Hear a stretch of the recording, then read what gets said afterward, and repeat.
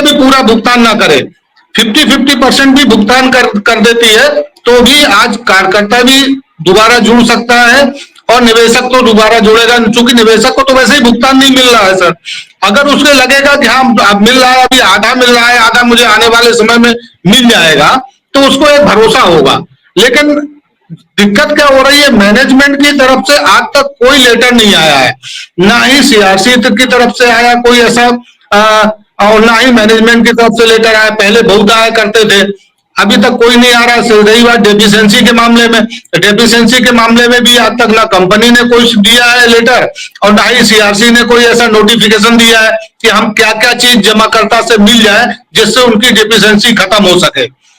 अब हर दिन एक डेफिशिएंसी का आदमी अपना जमाकर्ता पूरी करता है, अगले दिन उसकी दूसरी डेफिशिएंसी आ जाती है। ये निश्चितता पे नहीं है कि उसको क्या क्या दे दे जिससे उसकी डेफिशिएंसी खत्म हो जाए।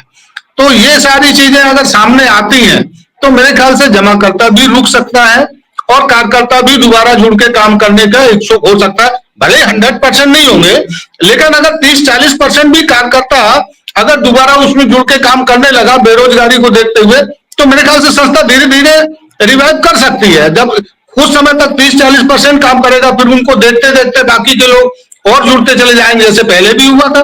शुरुआत में कोई इतने कार्यकर्ता एक साथ को थोड़ी ना जुड़े थे। शुरुआत में 3 कार्यकर्ता थे, 3 से 10 हुए, 10 से 50 हुए, 50 से 500 हुए, और धीरे धीरे करके 12 लाख हुए। तो आज तो कम से कम ये है कि 3-4 लाख कार्यकर्ताओं से स्टार्ट हो सकता है। तो संस्था दोबारा खड़ी हो सकती है, बशर्ते उनकी नीयत साफ दिख जाए, तो ये आसान है सर। प्रवीण आए हैं, एक मिनट। प्रवीण पहले भी जुड़ करके बोलना चाहते थे। प्रवीण बोलिए। जी आशुतोष जी नमस्कार, और लाइव में जो भी बैठे हैं उन सभी साथियों को भी नमस्कार। सर ये जो 50,000 का जो अब हम इसको सिगुफा बोलेंगे, 50,000 का जो सिगुफा चालू हुआ है, इसके पहले 10,000 का भी चालू हुआ था कि 10,000 रुपया देंगे। शुरुआत कहां से हुई थी पहले समझिए बात को। जस्ट एक मिनट मेरे को टाइम दिए, मैं थोड़ा दरवाजा बंद कर रहा हूँ, नॉइज हो रहा है।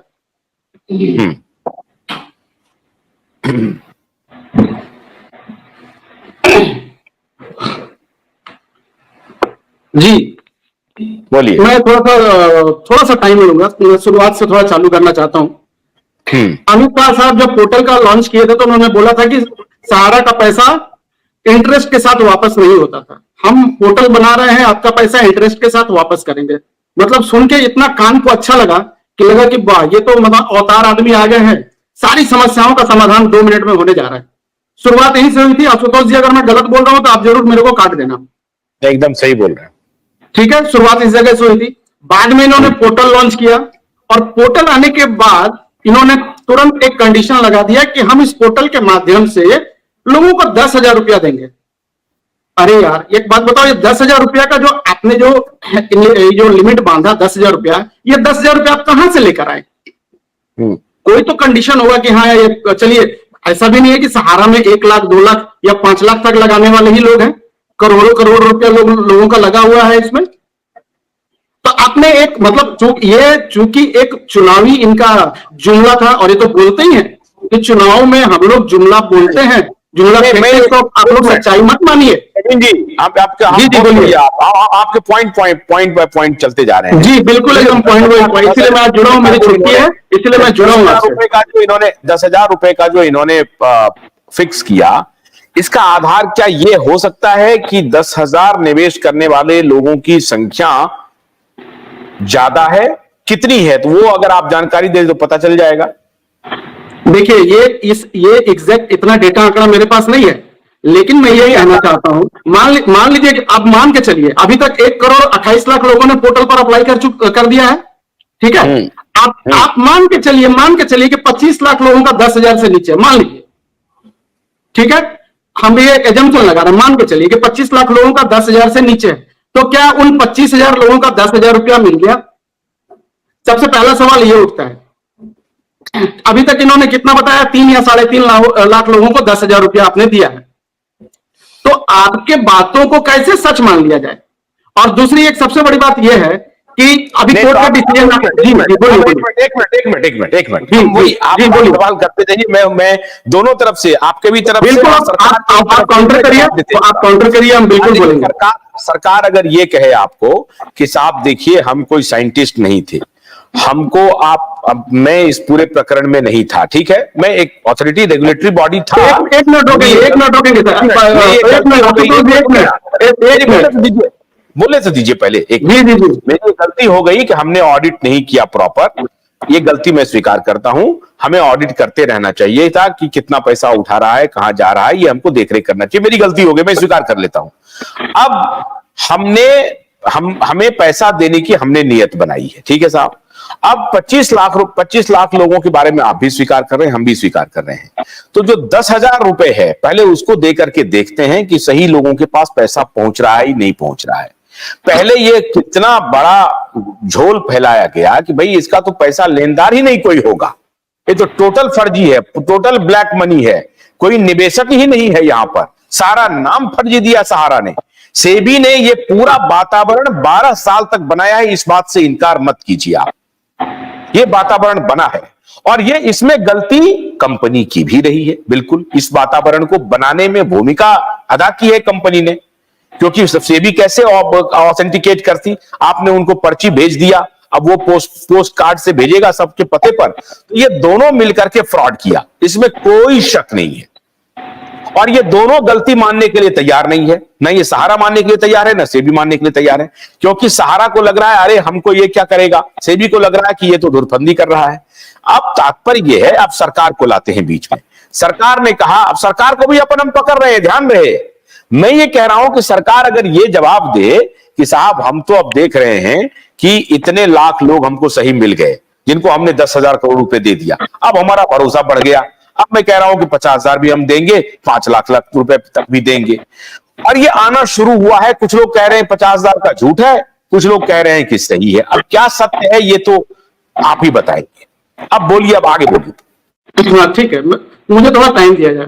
आप जैसे आप बता रहे कि जैसे सरकार को कुछ मालूम नहीं है या सरकार को जानकारी नहीं है, सरकार के पास आज के डेट में ऐसा ऐसा पेगासस डाल के आपके मोबाइल में है, आप मोबाइल में क्या देख रहे हो वो सारा चीज वो जानकारी कर ले रहे हैं। तो ये बात कतई मतलब मैंने स्वीकार योग्य नहीं है कि सरकार को कुछ मालूम नहीं है। सरकार को एक एक चीज मालूम है। दिल्ली में लीकर पॉलिसी बनती है, उसमें से 10 करोड़ 50 करोड़ निकल के कहां जाता है वो सरकार को पता चल जाता है। सहारा पिछले 40 साल से धंधा कर रही है और कितना पैसा लोगों से उगाही करके अपने पास रखी और कितना पैसा विदेश भेज दिया सरकार को मालूम नहीं है। ये स्वीकार करने लायक बात नहीं है आशुतोष जी, ये आप भी समझ रहे हो, आप पत्रकार रहे हो, आपको खूब अच्छी तरह सारी चीजें मालूम मैं है। आपकी बात से सहमत हो गया, मैं ठीक है। आपकी बात से सहमत हो गया। अगर मान लीजिए कि सरकार को यह जानकारी नहीं थी तो यह सरकार की जिम्मेदारी है कि जानकारी करे, स्वीकार कर लिया मैं आपकी बात। अभी एक छोटा सा और चीज समझिए, एसएफआईओ का जितना रिपोर्ट है वो संसद के पटल पर रखा हुआ है, उसने एक एक चीज क्लियर करके वहां पर रख दिया है, उसके बाद भी सरकार उसके ऊपर कार्रवाई नहीं कर रही है। कार्रवाई कौन करेगा? कार्रवाई हम करेंगे क्या सहारा के ऊपर या किसी के भी ऊपर? मेरे हाथ में या आपके हाथ में पावर है क्या? हम यहाँ बैठकर डिस्कशन कर सकते हैं, कार्रवाई करने की सारी ताकत सरकार के पास है। लेकिन सरकार आज के डेट में क्या कर रही है सबको मालूम है। सरकार आज के डेट में सहारा के लिए दलाली कर रही है।